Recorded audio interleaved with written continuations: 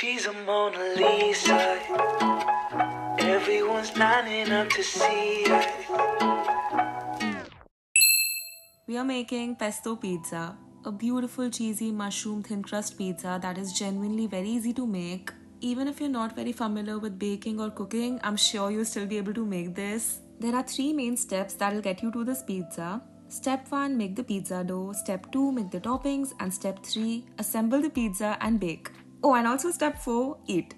Starting with the first step, for the pizza dough, add warm water to a bowl. In goes some honey, you can also use sugar and mix. Then we add active dry yeast to the honey water and let that sit for 5 to 7 minutes for the yeast to proof. I added olive oil to the yeast water, and for the dry ingredients we have salt, all-purpose flour and whole wheat flour.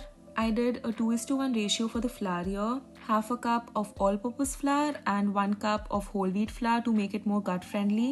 Went in with my hands and mixed the wet with the dry before transferring to a flat surface and kneading. I kneaded this for about 10 minutes or so till the dough was just compact and super smooth. Usually, I like a wet, sticky pizza dough with high hydration that I rest for 12 to 24 hours, but since I'm resting this only for an hour, I wanted to make the dough very easily usable and handy. I put the dough in an oiled bowl and covered with a towel before putting it in a warm place for an hour. We just want the dough to double in size. Depending on your environment, this dough could take less or more time to rise. After an hour or so, this is what our dough looks like, poofy. Now that the dough is ready, let's think toppings. But first, spread the dough out.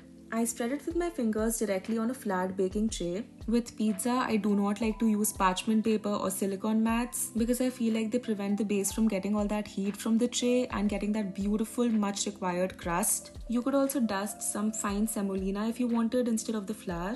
I tried to spread it out as evenly as I could and as thin as I could so that it almost took up the whole tray. I wanted to do a pesto base, so here I am, spreading some store-bought pesto spread on my flattened dough. The one I used is linked in my description box. I also have a couple of videos where I make my own marinara and my own pesto sauce, so I'll link those too. One more topping I wanted to do was mushrooms, and here's how you make simple but flavorful garlic mushrooms. Take some garlic cloves and slice them, don't chop or press. This way, when you later spread them on your pizza, you get garlic bites. Same with the mushrooms, I sliced a whole 200-gram pack of them. To a hot pan, I added 2 tablespoons of olive oil and threw in the mushrooms and garlic. Move them around and let cook for about 4 minutes or so till they had reduced like this. Now we add salt and pepper, mix, and our mushroom topping is ready. You could totally add 2 more tablespoons of heavy cream to this to basically add like some creaminess. That'd be really nice. I just didn't have cream, so I didn't do it. I spread the mushrooms evenly on top of the pesto layer and just went in with my fingers. It's easier, quicker, more even spread. I did some red paprika too, and finally mozzarella. Obviously, I got this cheese from a brand called Delecta, and you can find it easily on Blinkit or Big Basket. Here's a picture.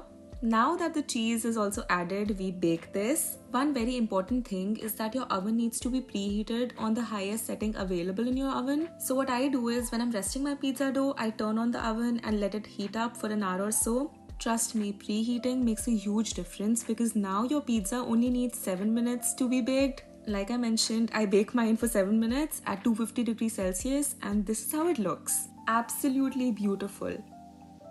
I topped this with homemade chili oil to add to the red paprika for spice, and also lots of oregano and fresh basil. I've been seeing a lot of people doing this where they cut their pizza with a scissor, and I've been wanting to do it for so long, and this seemed like the perfect opportunity, so I did, and it was great. That's the first slice I cut, and can we just appreciate that crust because it was amazing. The flavors of this pizza were so in sync. The pesto goes amazing with the almost earthy, meaty mushrooms. The pesto basically gives the pizza freshness. Paprika and chili oil add the spice. Cheese obviously gives it that richness, and oregano just balances all the flavors. This is a really good pizza. It's so good.